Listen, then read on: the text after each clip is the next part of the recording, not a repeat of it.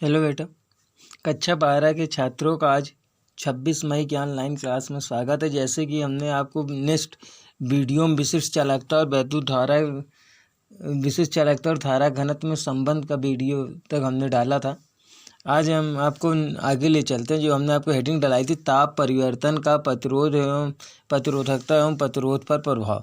तो हम जानते हैं कि जितने भी चालक होते हैं वे चालक पदार्थों में का जो वैद्युत प्रतिरोध होता है वो ताप बढ़ने पर बढ़ जाता है और ताप घटने पर कम हो जाता है। अर्थात किसी भी चालक का वैद्युत प्रतिरोध व प्रतिरोधकता ताप बढ़ने पर बढ़ती है और ताप घटने पर घट जाती है। तो दोनों ही ताप बढ़ने पर बढ़ते हैं। जैसे हम देख लें तो किसी धात्विक तार का ताप बढ़ाने पर तार का वैद्युत प्रतिरोध बढ़ जाता है, ये आपको मालूम है। तो धातुओं में प्रतिरोधकता देखेंगे तो आप लिखेंगे किसी भी धातु के चालक का वैद्युत प्रतिरोध ताप बढ़ने पर बढ़ जाता है। पहले हम धातुओं के लिए देखेंगे, बढ़ जाता है। अब हम अगर देखें तो हमने मान लिया कि माना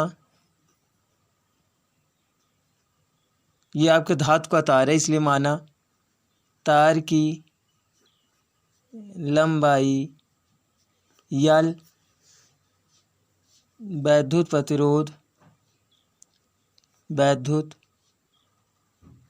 प्रतिरोध आर, परिच्छेद क्षेत्रफल ए तथा तार के भीतर मुक्त इलेक्ट्रॉन का श्रांति काल टाउ हो। तो अब आप श्रांति काल जानते हो, दो मुक्त इलेक्ट्रॉनों क्रमागत टकराव भी लगा समय तो प्रतिरोध बराबर आपको सूत्र मिलता है यम अपान एन ई स्क्वायर टाउ यल अपान ए। यहाँ से आपको पता चला कि अर्थात जहाँ अब आप देखें यम एन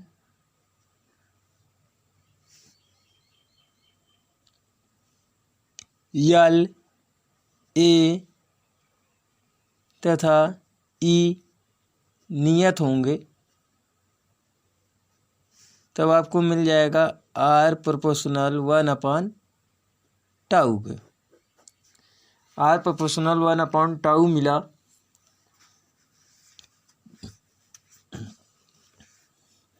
अर्थात किसी भी चालक का जो वैद्युत प्रतिरोधकता या प्रतिरोध होती है वो ताप के व्युत्क्रमानुपाती होती है। जब ताप बढ़ेगा तो प्रतिरोध अनुपाती होती है। जब ताप बढ़ेगा तो प्रतिरोध बढ़ेगा, ताप घटेगा तो आपका प्रतिरोध भी घट जाता है। जैसे जैसे ताप बढ़ता है मुक्त इलेक्ट्रॉनों वर्ग माध्यमूल चाल भी बढ़ती चली जाती है। तो टाउ बराबर अगर निकालना तो टाउ बराबर आपको होता है lambda upon V R M S. Tau बराबर lambda upon V R M S, जहाँ वी आर एम एस बराबर होती है वर्ग माध्य मूल चाल। इस प्रकार आपको पता चला कि किसी भी चालक का ताप बढ़ने पर प्रतिरोध बढ़ता है, अर्थात उसकी प्रतिरोधकता बढ़ जाती है। अर्थात जब ताप बढ़ता है तो प्रतिरोधकता या प्रतिरोध बढ़ता है और उस पदार्थ में जो चालकता होती है, चालकता का मान कम हो जाता है। यह आपको मालूम है तो आप लिख सकते हो अर्थात ताप बढ़ने पर प्रतिरोध आर का मान बढ़ जाता है। जब आर का मान बढ़ा तो तार के पदार्थ का विशिष्ट प्रतिरोधकता या प्रतिरोधकता अब आप फार्मूला देखेंगे तो आपको मालूम है रो बराबर होती है आर ए अपान यल।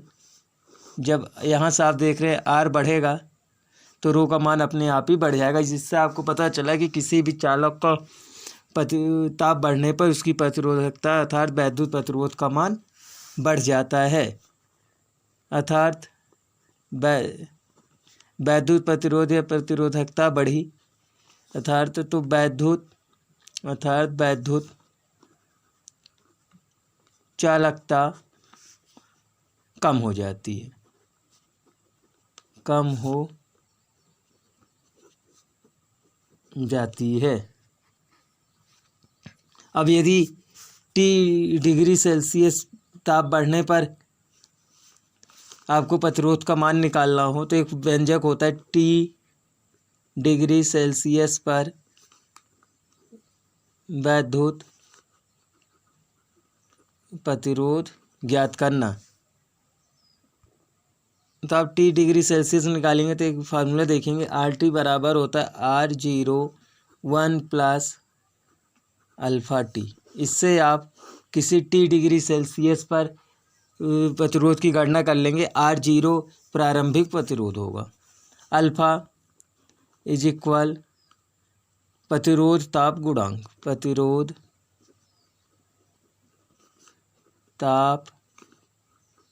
गुणांक। ये T डिग्री सेल्सियस पर प्रतिरोध ज्ञात करने का व्यंजक है आपको। इसी प्रकार आप अर्धचालकों में भी निकाल लेंगे।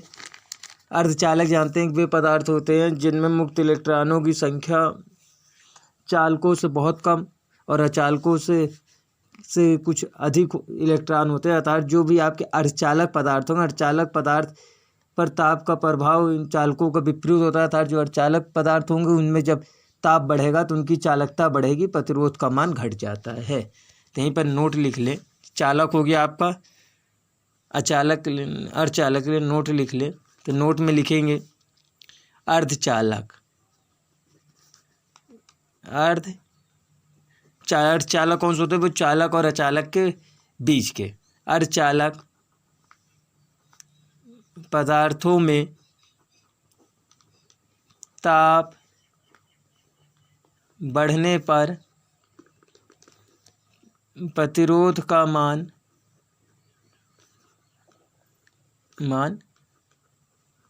घट जाता है,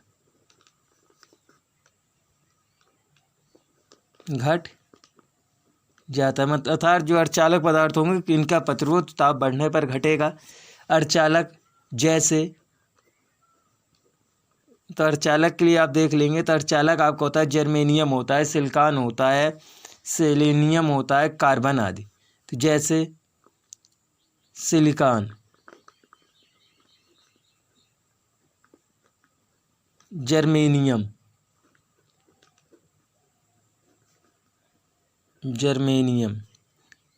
कार्बन इत्यादि ये ऐसे पदार्थ होते हैं जिनके प्रतिरोधकता ताप बढ़ने पर घटती है, बाकी चालकों की प्रतिरोधकता जो होती है वो ताप बढ़ने पर बढ़ जाती है।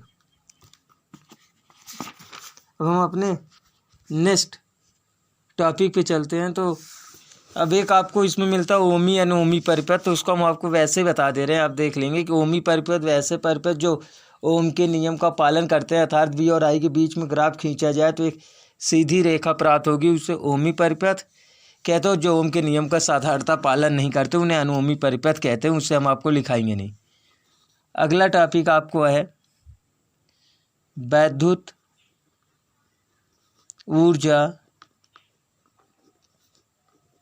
तथा वैद्युत शक्ति। पहला आप देखेंगे वैद्युत ऊर्जा। वैद्युत ऊर्जा। अब आपको ऊर्जा के लिए हमने बताया है, पहले से आप जानते हो कि ऊर्जा एक ऐसा माध्यम होता है जिसकी आवश्यकता हमें किसी कार्य को करने के लिए होती है। यथार्थ तो वैद्युत ऊर्जा के लिए हम जानते हैं कि जब हम किसी तार को बैटरी के सिरों से जोड़ते हैं तो मुक्त इलेक्ट्रॉन बार बार अनुगमन वेग से गति करते हैं, अर्थात वे बार बार उसमें वैद्युत धारा बहती है। ये इलेक्ट्रॉन धन आयनों से बार बार टकराते हैं, जिस कारण ऊर्जा का क्षय होता है। तो आप वैद्युत ऊर्जा के लिए लिखेंगे, जब हम किसी चालक को बैटरी के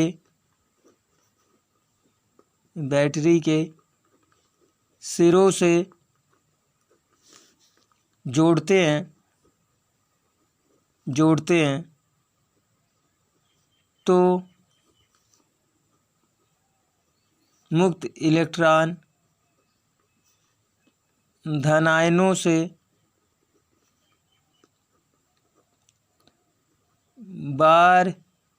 बारंबार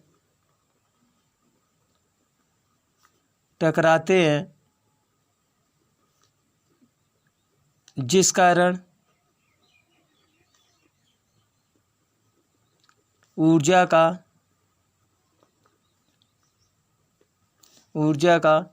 क्षय होता है।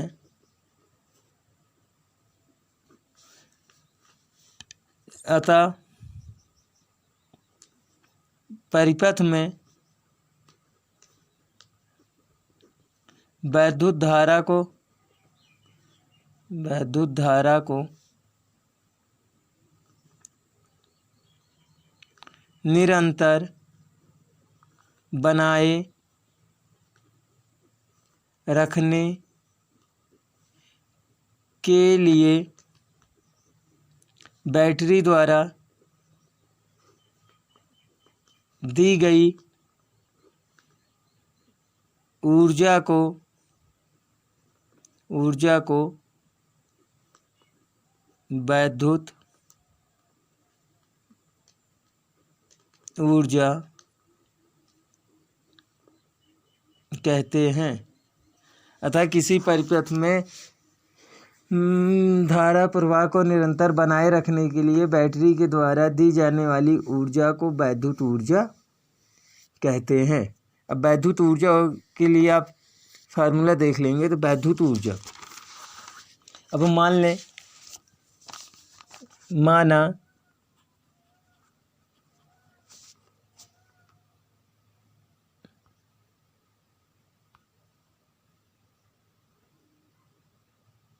माना किसी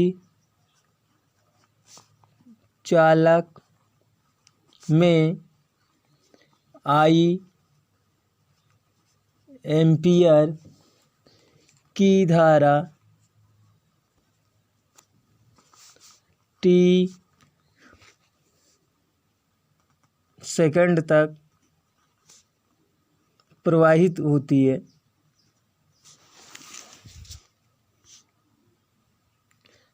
T सेकंड तक प्रवाहित होती है तो तार के सिरों के बीच बैटरी द्वारा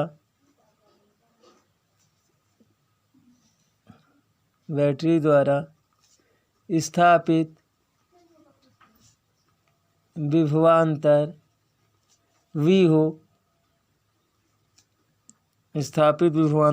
हो तो यदि T सेकंड में तार में बहने वाला आवेश Q हो तब तो आप जानते हो Q बराबर होता है I into T. Q coulomb आवेश B वोल्ट विभवांतर द्वारा एक सिरे से दूसरे सिरे तक B इंटू क्यू जूल कार्य करना होगा। तो अब आप जानते हो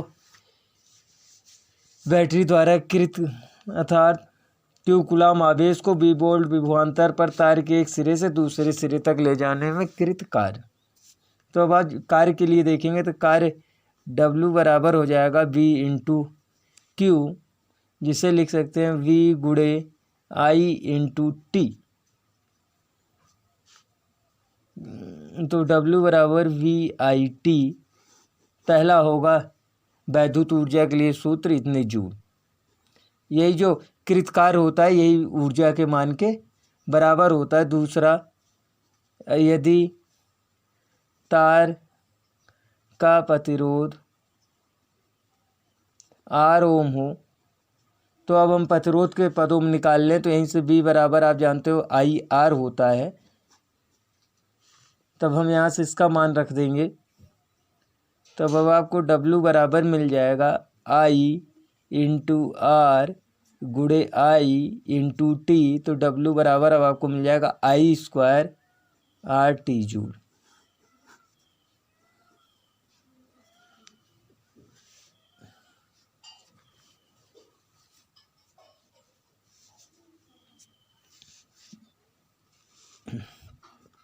वैद्युत शक्ति। नेक्स्ट आप अपना टॉपिक देखेंगे वैद्युत शक्ति के लिए। तो वैद्युत शक्ति किसी वैद्युत पर ऊर्जा क्षय होने की दर को वैद्युत शक्ति कहते हैं। किसी वैद्युत परिपथ में ऊर्जा क्षय होने की दर को वैद्युत शक्ति कहते हैं। इसकी डिफिनेशन लिख लेंगे। किसी वैद्युत परिपथ में ऊर्जा क्षय होने की दर वैद्युत शक्ति कहलाती है। ऊर्जा क्षय होने, अब आपने देखा ऊर्जा बराबर W होता है, ऊर्जा क्षय होने की दर। तो वैद्युत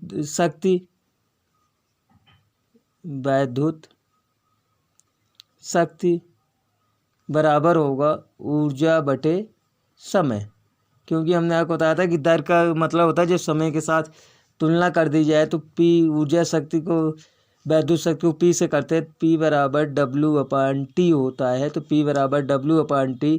अब आप अगर W के लिए फार्मूला देख लें तो होता है B गुणे I गुणे T/T हो जाएगा, और T से आपका T कट गया तो B इंटू I वैद्युत शक्ति। इसका मात्रक जो होगा आपका वैद्युत शक्ति का वो वाट होगा। तो P बराबर आपको मिल जाएगा B इंटू I वाट। अब आप 1 वाट बराबर होता है वोल्ट इंटू एम्पियर वैद्युत शक्ति। अब आपको हम नेक्स्ट वीडियो में कार्बन प्रतिरोध बताएंगे, जो इस चैप्टर का एक टॉपिक बचा है।